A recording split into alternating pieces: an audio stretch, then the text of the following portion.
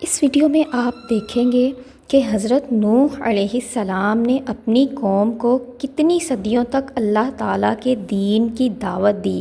میں مہینوں یا ہفتوں یا سالوں کی بات نہیں کر رہی، صدیوں تک۔ نمبر 2، حضرت نوح علیہ السلام کی عمر اور ان کی قوم کی اوسط عمر کتنی ہوا کرتی تھی۔ نمبر 3، کشتی کو بنانے میں کتنی صدیاں لگیں اور اس کی کتنی منزلیں تھیں۔ نمبر 4، کتنے عرصے تک بارش ہوتی رہی اور کشتی سمندر میں ادھر ادھر بہکتی اور بھٹکتی رہی۔ نمبر 5، کشتی میں کتنے جانوروں کو سوار کیا گیا تھا۔ نمبر 6، اس وقت وہ کشتی کہاں پر ہے۔ بسم اللہ الرحمن الرحیم۔ یہ واقعہ حضرت نوح علیہ السلام کی قوم اور ان کی کشتی کا دلچسپ واقعہ ہے، تو چلیے شروع کرتے ہیں۔ حضرت نوح علیہ السلام نے 950 سال تک مسلسل اپنی قوم کو اللہ کی طرف بلایا، لیکن اس طویل عرصے میں صرف 60 یا 80 لوگ ہی ان کی طرف مائل ہوئے۔ اکثریت نے انکار کر دیا اور اپنی ضد پر ہی اڑے رہے اور بتوں کی پوجا کرتے رہے۔ آپ تصور کریں کہ اس زمانے کو جس کا نبی ان کو 950 سال تک بلاتا رہا، لیکن وہ بتوں کی پوجا میں مست اور مگن رہے۔ مفسرین کہتے ہیں کہ اس دور کے انسان آج کے انسانوں سے بالکل مختلف تھے۔ بعض روایات میں تو بتایا گیا ہے کہ حضرت آدم علیہ السلام کا قد 60 ہاتھ یعنی 90 فیٹ تھا، اور ان کی اولاد میں بھی کئی نسلوں تک اس کا اثر رہا۔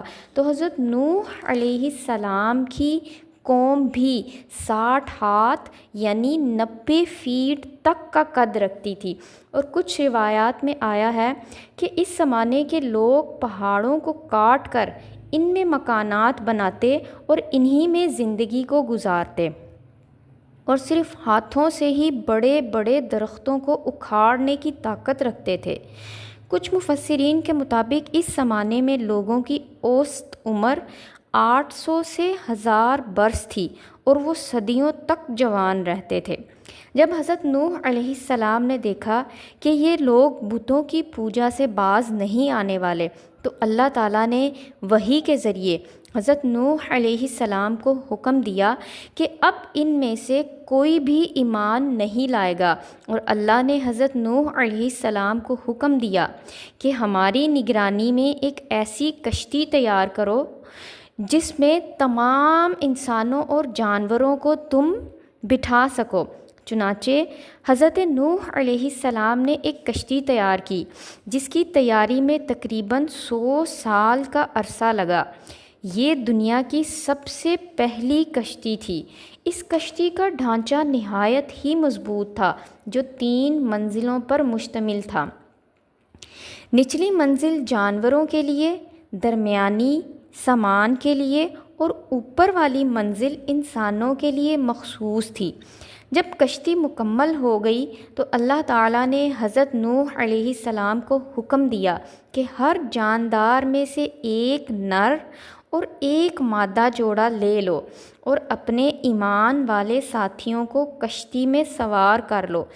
اللہ تعالیٰ کے اس حکم کے مطابق حضرت نوح علیہ السلام نے کشتی میں ہر جاندار کا ایک ایک جوڑا سوار کیا، اور ایمان لانے والوں کی ایک مختصر جماعت کو بھی ساتھ لے لیا، جن کی تعداد بعض روایات میں 70 تا 80 بتائی جاتی ہے۔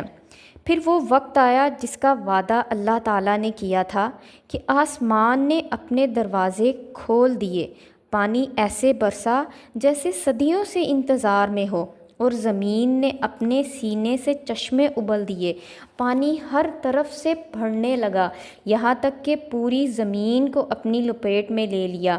اونچے اونچے پہاڑ بھی پانی میں ڈوب گئے، بستیاں، محل، کھیت، یہاں تک کہ سب جانور، سب کچھ غرق ہو گیا۔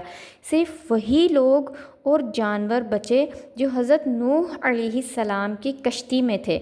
یہ کشتی تقریباً 6 ماہ تک پانی میں رہی، یہاں تک کہ کشتی کو اللہ کے حکم سے ایک پہاڑ کی چوٹی پر ٹکا دیا گیا، اور کہا جاتا ہے کہ یہ کشتی ترکی کے ایک پہاڑ پر ہے جس پہ سائنسدان ابھی بھی تحقیق کر رہے ہیں۔